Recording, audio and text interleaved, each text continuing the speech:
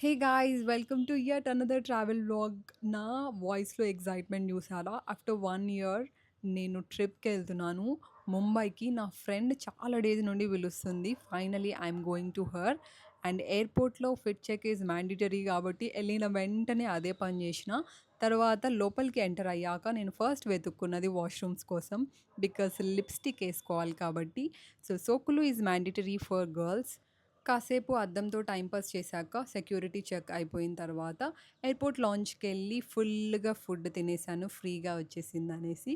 తర్వాత flight ఎక్కేసాను. Next పైనుండి ఎంత బ్యూటిఫుల్‌గా ఉండెనో బెంగుళూరు సిటీ. నాకు విండో సీట్ అంటే చాలా ఇష్టం. ఎంత ఇష్టం అంటే ఈ సీట్ కోసం నేను 300 ఎక్స్‌ట్రా పే చేశాను.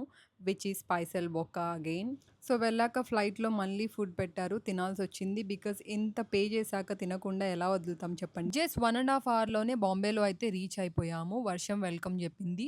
I met one of my favorite influencers from Bombay in airport. I felt so happy and she's so sweet. If you guys don't know her, she's Alfia. 2 hours Bombay ట్రాఫిక్‌లో stuck అయిపోయాక finally నా friend వాళ్ళ ఇంటికి reach అయిపోయే లోపల 1 o'clock అయింది. మిగిలిన ముచ్చట్లు నెక్స్ట్ వ్లాగ్‌లో